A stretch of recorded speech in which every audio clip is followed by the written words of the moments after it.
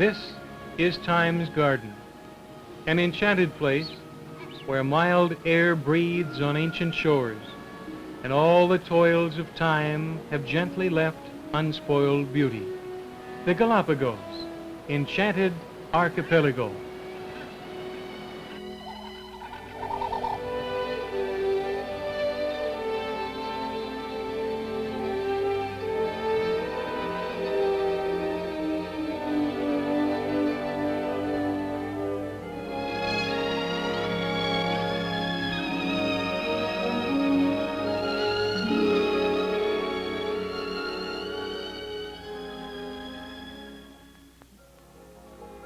"600 miles off the Pacific coast of Ecuador in South America, in an area of approximately 10,000 square miles, lie 50 of the most unique islands in all the world, the Galapagos. This is indeed an enchanted place because of the unique bird and marine life and plant life known nowhere else in the world. Previously almost inaccessible to man, it is now possible to fly to this amazing place and see the most important islands of the Galapagos and their unequaled inhabitants. While here, your hotel will be a luxury cruise ship, the Lina A, which departs every Tuesday and Friday from the central island of Baltra, where there is scheduled air service between the islands and the main cities of Guayaquil and Quito, Ecuador.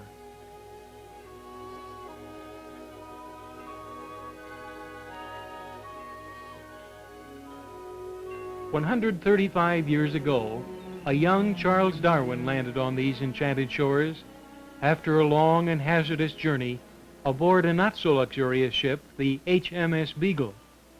He saw, studied, and theorized the archipelago's strange biology, and from these beginnings he developed the theory of evolution and later wrote The Origin of the Species. Few things have changed since that historic landing. Darwin found these islands teeming with naturally tamed wildlife, many species found here and nowhere else. A true nature laboratory, isolated until recent times from man. Today, the same strange islands via luxury yacht cruises combine the sights of the past with the comfort of today. This was our boat. It took us weeks to see what you can see on the Lina A in the span of a few days."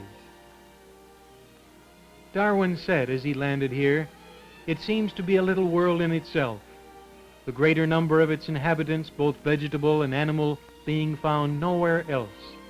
Imagine, this is truly paradise for you on vacation, as well as the naturalist, who will find on the Galapagos conditions that prevail nowhere else on the earth. And the Galapagos are just as enchanted today as they were when Darwin first landed and set foot upon them."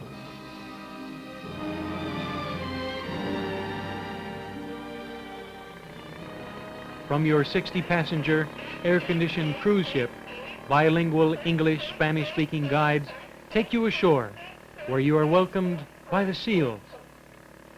Here on the plazas, you'll find such things as land iguanas, brightly colored Sally Lightfoot crabs, birds, cacti, and cool breezes.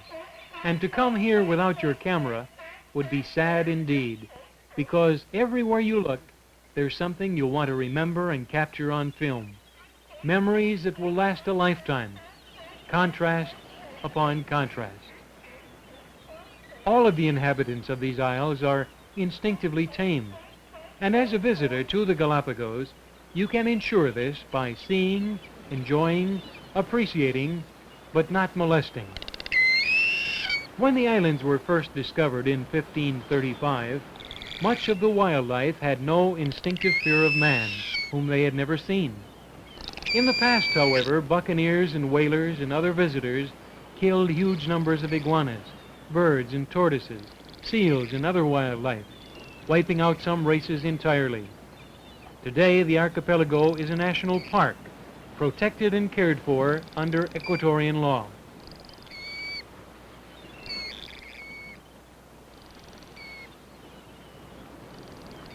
Pelicans, gray gulls, they're to be seen almost everywhere, and heard as well.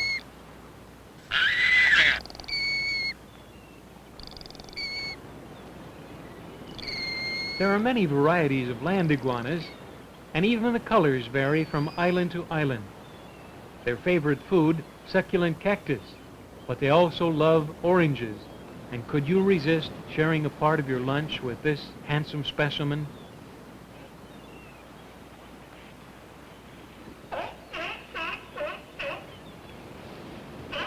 At the plazas, the seals sing their songs day and night when visitors are here. They love to show off and seem to really enjoy company. No zoo in the world was ever like this. Later on, we'll see penguins, the only penguins in the world living in a tropic zone, yet true penguins. The Humboldt Current is responsible for the cooling waters in certain areas. At the Charles Darwin Station at Academy Bay, many very rare races of giant tortoises are maintained to serve as a breeding nuclei. The station was established in 1959 in joint efforts of the government of Ecuador and the internationally known Charles Darwin Foundation, as well as UNESCO and other scientific organizations. The young tortoises will capture your heart and make you appreciate all the more the concerned efforts of these conservationists.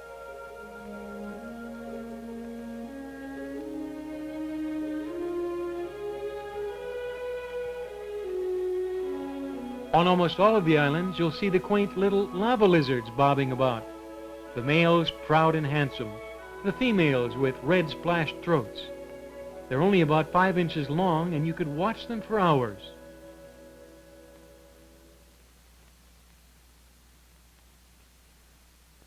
People do live and inhabit a few of the islands, and here near Academy Bay, several nuns teach school. As anywhere else, the kids love the water. As the name implies, Ecuador is crossed by the equator, but the archipelago's weather is mild and allows for summer weight clothing all year round. Mosquitoes are rare in most areas, and there's almost always plenty of sun for a good tan if you're interested, or a swim in the marvelous water. And just up the road from here, the Galapagos Hotel and host Forrest Nelson, a great storyteller and fine person.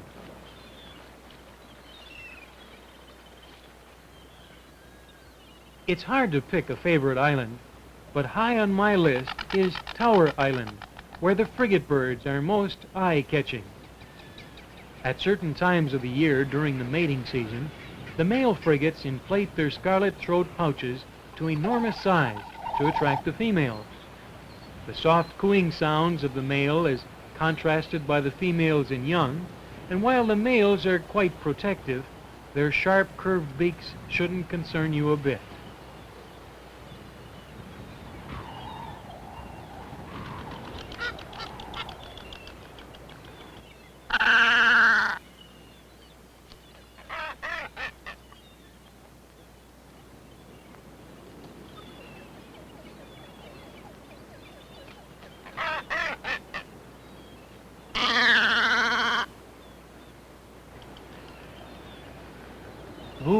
Boobies, and more boobies, red-footed, blue-footed, and masked varieties.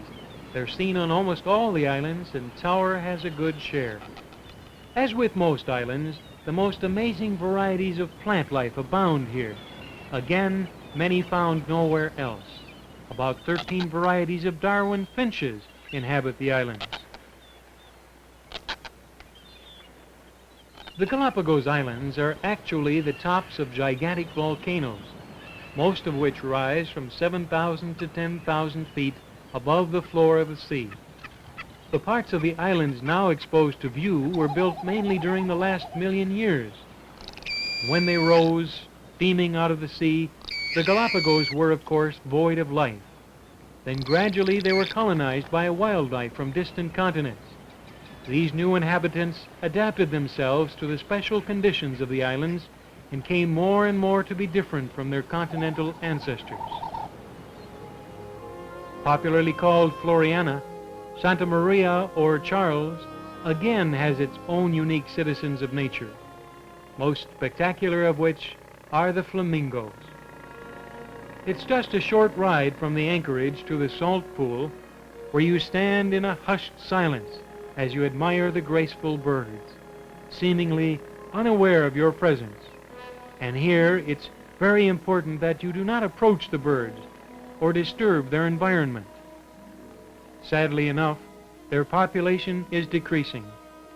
And here in their own special world, life seems so peaceful.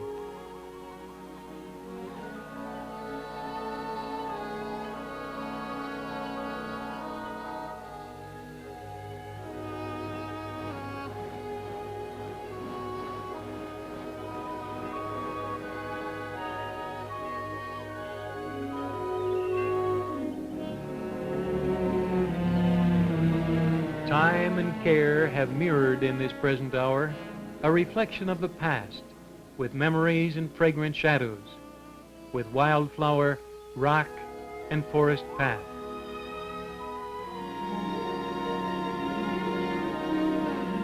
Almost every visitor to Floriana and Post Office Bay visits the famous Post Office barrel and deposits a letter which will, in time, be picked up by a passing ship and carried on to its destination. And even though it may take time, few letters have been lost, and this tradition over the past decades has handled some unique mail as well. Living nearby, the famed Mrs. Whitmere with her guest facilities and most unbelievable good cooking.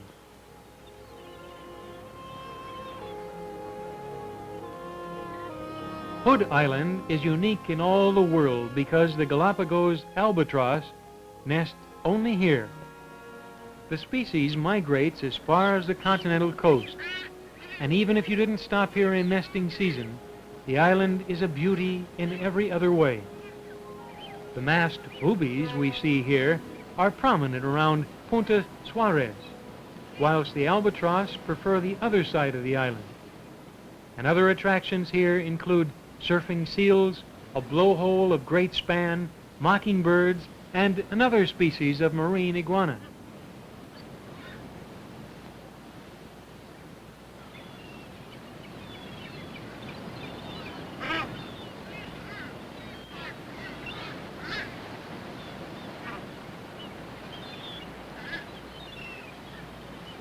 Curiosity may have killed the cat, but it didn't hurt this baby booby in the background here as we photographed his young cousin.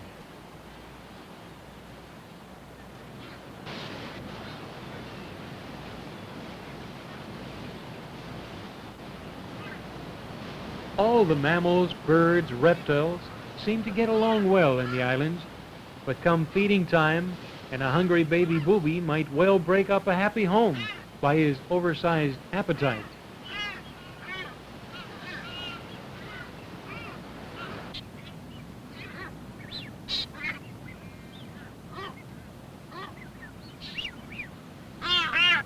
Because the cruise is broken up into two parts, a 4-day, 3-night cruise of the northern islands and a 5-day, 4-night cruise of the southern islands, you really can, in the span of a few days, cover the most important sights.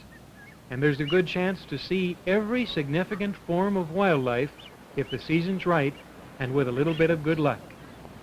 And here at Hood Island, you'll spend a good half day just fascinated by the local residents of various sized nests.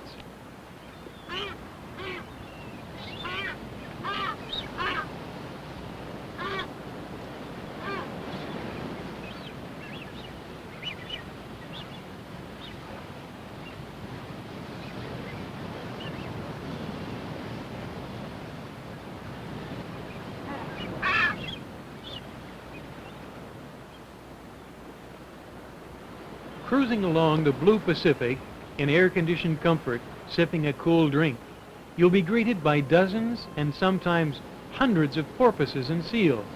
They really make you feel welcome. And it doesn't take any luck at all to get a good picture of a pelican feeding. They're everywhere and quite curious too.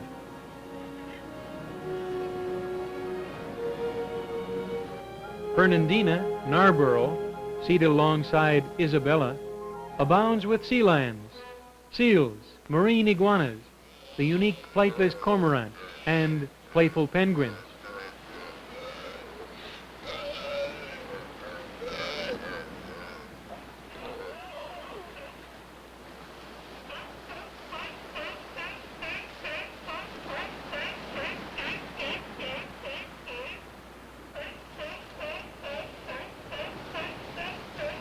A seemingly unconcerned mother seal and pup pose for a picture, while Dad, somewhere in the background, voices his views on the matter.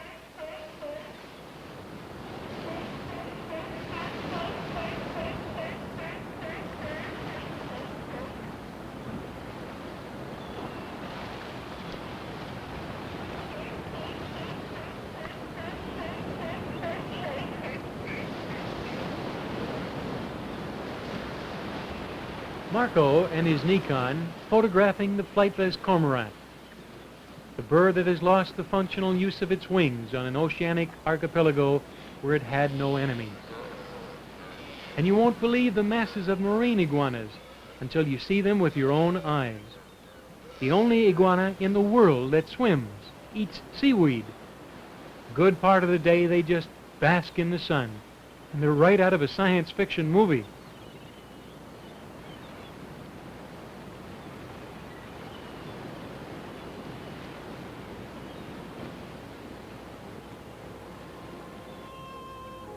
Other beauty spots include Barrington Island with its overfed land iguanas, healthy, happy, uninhibited.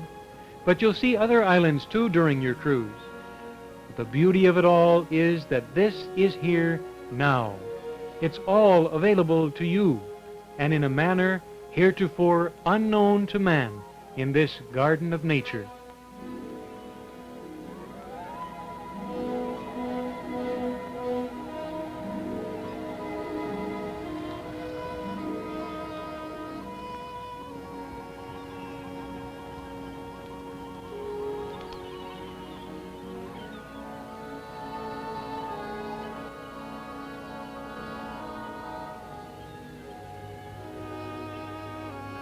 And here he is, the unique Galapagos penguin. A little sad, perhaps, to see us leave this veritable Garden of Eden, where time stands still, the enchanted place, the Galapagos Islands.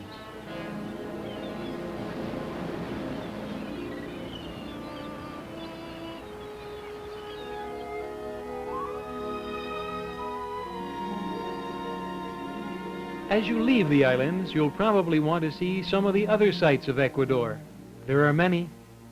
If you stop in Santo Domingo near Quito, you'll see the colorful Colorado Indians, living today as they have for generations. The entire family will greet you, pose for pictures, and be glad for any treat you might give them. And while this is the jungle, there's the paved highway just about a block or so away.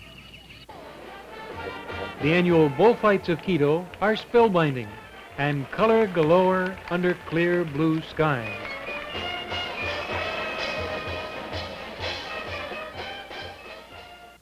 In the quiet, seemingly sleepy town of Otavalo, you'll find the greatest bargains in wool products and gentle, friendly Indians with their gleaming white calzones and broad smiles.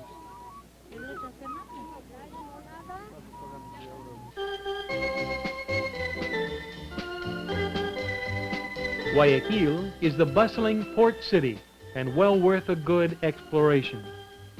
Ecuador is a leading exporter of bananas, and the port is visited by ships from all free nations. There's a lot to see here, and some good night spots too.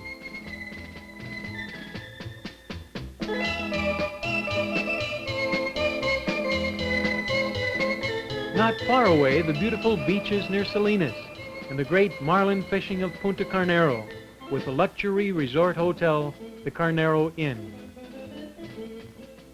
In Quito, the showplace of the mainland, exquisite churches, unequaled fiestas, friendly Ecuatorianos.